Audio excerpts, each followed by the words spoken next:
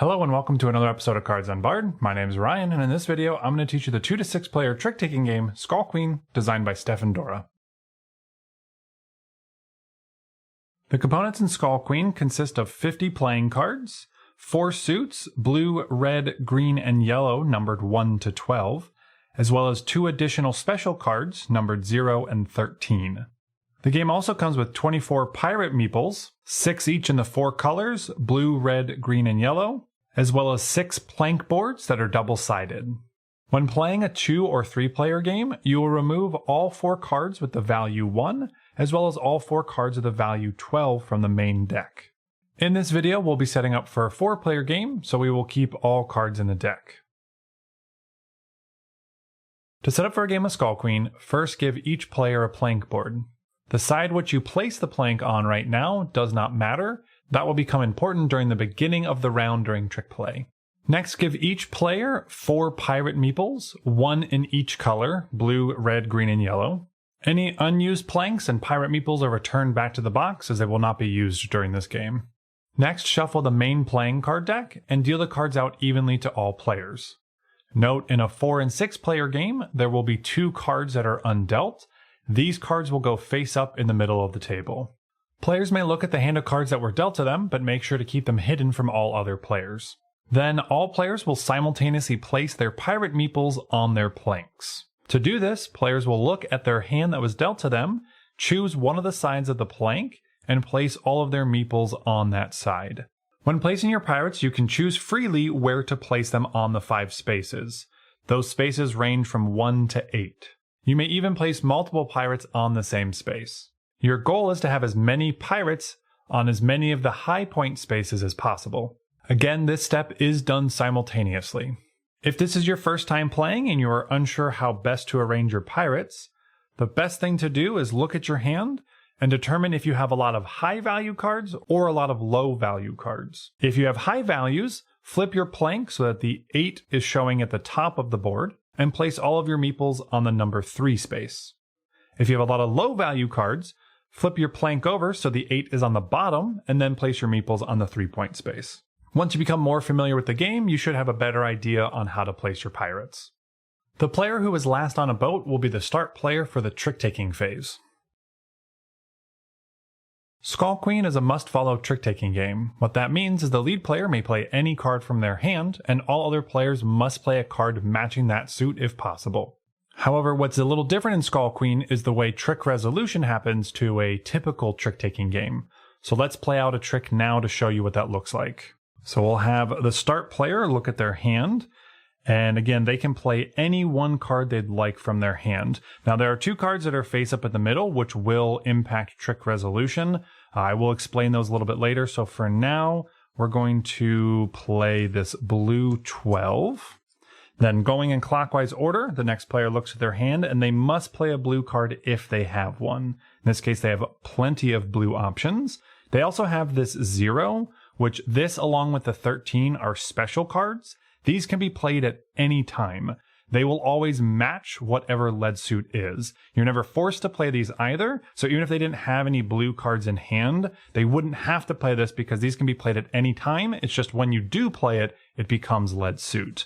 So let's just say for now, they decide to play this 3 blue. Going in clockwise from there, next player looks at their hand. They only have 1 blue, so they must play that one. And lastly, we come over here. They've got the 5, the 10, and then they also have that 13. Now, whether or not they would want to win the trick would determine if they play this 13. And let's have them do that, actually. So everyone's played a card into the trick. And now what you're looking for is how many suits have 2 or more cards in the trick. In this case, blue has 4 suits, because remember the 13 matches lead suit. So these 4 cards are blue, that's red, and that's green. So only blue has 2 or more suits in the trick. So for trick resolution, the blue suit is going to activate all the steps that I'm going to go through now. Red and green will not. So what we need to look for is the highest value in that suit and the lowest value in that suit. So the 13 is high, the 2 is low. The player that has the highest value is going to move their pirate 1 space up on their track.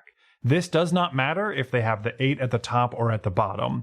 Your pirates will always move up on your track if you have a high and down if you have the low. So this player will move their blue meeple up to the 8 space, and they will move their blue down to the 5 space. You interacted with the pirate that matched that suit color. So as you're building your hand at the beginning, you're looking at those suits knowing if you play this card, if it's going to go up or down. Now, any other cards that were played into the trick, if there was only one card in that suit, would be pushed to the center of the table. These 2 cards started in the center of the table, so they were already there, nothing happens. The rest of the cards that were resolved get cleared from the trick, and the player who played the highest valued card, regardless of lead suit, will lead the next trick. So this 13 was the highest played, they will lead the next trick. So coming over here, they can play anything they want. And let's go back to blue. So they'll play this blue 10. Actually, that's probably a bad idea because they want to drop. Otherwise, they're going to go off. Let's play the 5 blue. Might be a little smarter. Then coming over here, they want their blue meeple to go down to the 8, knowing that it's going to drop twice. They're going to play this 1. Next up, this player could have the highest. And actually, this will be good teaching moments by playing both of those. And then lastly, this player does not have blue, so they can play any card they want from their hand.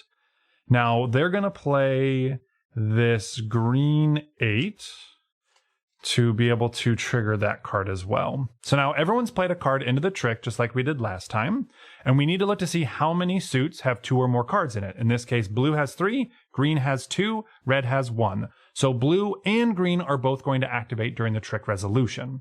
So the highest in blue and the lowest in blue are going to move their meeples. In this case, the blue is going to move up here, but the 8 and the 5s are special cards that will activate the pirate movement. Whenever an 8 gets played, the winning card of that suit, so in this case blue, will move that pirate up twice. So 1, 2, now that pirate's on the 5 space. It's not always going to be this card. If somebody played a 9, 10, 11, 12, or even the 13, then that player would have moved their blue pirate up twice. In this case, they would move up twice. They're going to move down twice because the 5 makes your pirate go 1, 2 spaces. Now, green also needs to do this, and this can all happen simultaneously. I'm by myself doing it, but the actual multiple players, you can see which cards you have and do this all at the same time. But for green, this player has played the highest green card, so their green meeple will go twice. And the card that was in the middle of the table wasn't actually played by anybody this trick, so no pirate meeple will go down, but these cards in the middle do impact players' ability to move up or down on the track. Once everybody's done, we clear all cards that had 2 or more suits and leave any single card by itself in the middle. And then again, the highest played card, regardless of suit, will lead the next trick. Now we did have, in this case, there were 2 8s played. So the one that was played later, which was over here, would lead the next trick. So coming over here, we look to see there is this red in the middle and their red's up top. So they're going to do that, hoping to maybe move down 1 for now. They're going to play the 6. Coming right along. They want their red to go down, so they're going to play the 1. And then lastly over here, we're going to have some more red. And they don't want to play the 5 because they'd be helping them out. They want their red to go up, so the 0 wouldn't be the best right now. They could actually play the 11. But for purposes of teaching again, I'm actually going to have them play this 4. Okay, so everyone's played a card in the trick. There's only 1 suit, so only the red suit will resolve. They played the lowest. Their pirate in the red suit's going to go down 1. The middle of the table has the highest value, so no player will move their pirate meeple up. Even though this was the highest played card, you look at all cards before you move it. Hopefully that makes sense. I'm kind of hammering that part home. And then again, all cards were clear. And again, actually, let's bring this back, because highest played card in this situation determines who leads the next trick. So that's like maybe the one weird thing. You need to check all cards for meeple movement, but for who leads the next trick, you just look to see the highest played. The 6 was the highest played cards, so they will lead the next trick. And let's just get another trick here. Let's have them play this blue 10, which again is probably a bad idea, but I'm mainly just doing it for purposes of the video, we'll play that blue 4. They actually want their blue to go up, but they could wait a trick, make the other guy fall off. And lastly, over here, they will play this red 10. Okay, so anytime there is a card played where there's not 2 or more suits of it, 2 or more cards of that suit, that card immediately goes to the middle of the table for future tricks. Then we resolve the other colors. In this case, the 4 drops down 1, the 10 would move up. Now, because there's no more room to go up, they have gone off the plank, they fall into the water, and now that meeple is placed off to the side for the rest of the round. You will score 0 points for this. There's no way to get a meeple back on your plank in that round. You've just lost them, they're lost at sea, and they will get 0 points. That happens even if you go down your plank. They stumble off the boat and off into the water, and they will score 0 points. At the start of the next round, it'll go back on your board. But just remember that as soon as they're off, they can't come back on for that round. And as always, the trick will clear. The highest played card will lead the next trick. In this case, it was the red 10, because that was played later when there are multiple cards of the same number. Now, trick play would continue like this until all cards have been played from hand, in which case you would then go to scoring. Scoring in this game is quite simple. All you need to do is look at where your pirates are and calculate the value shown on that space, keeping in mind any pirates off your plank are worth 0 points. Add those values together to get your total for the round. Scores can be kept on a piece of paper, scoring chips, or some other method. After all players have calculated their score, start another round. When a new round starts, you will place your pirates on your plank again, keeping in mind that you can choose the other side of the plank that you used from a previous round. The game will be played over a number of rounds equal to the number of players, so in this case a 4-player game would have 4 rounds. At the end of the 4th round, the player with the most points wins. There are special rules when playing with 2 players. First, the game is set up the same as 3 players, however the 3rd face-down stack is a ghost player known as the Old Pirate King. So when dealing cards, each player can look at their hand, but make sure to keep that last pile as a face-down stack. Placing pirates at the beginning of the round is the same for the 2 players, however trick play is resolved a little bit differently. First, the Old Pirate King will always lead the first trick by flipping the top card from their stack face up. The suit they play will determine what the led suit is for the other 2 players. Unlike the regular trick-taking game, play is not completed in clockwise order. The 2 players will now take a card from their hand and simultaneously play it face down on the table. Keeping in mind you still need to follow suit that the Old Pirate King played. Once both players have played their card, they will then flip those cards face up to resolve the trick. If there is any suit that only has 1 card, make sure to place that off to the side to be resolved in a future trick. Then the Old Pirate King will lead the next trick, and trick play will continue like this until all cards have been played. If the Pirate King reveals the 0 or the 13, you do not have to follow a color, meaning you can play any card from your hand that you want. If you reveal 2 different colors, the 0 or the 13 will act as both colors. So in the example here, the top player will move their blue pirate up 1, and the bottom player will move their red pirate up 1. And lastly, the Pirate King does not use a plank or pirates, so they will not move any pirates up or down during trick play. Otherwise, that's everything you need to know to play Skull Queen. If you have any questions or comments, please leave them below and I'll get to them as soon as I can.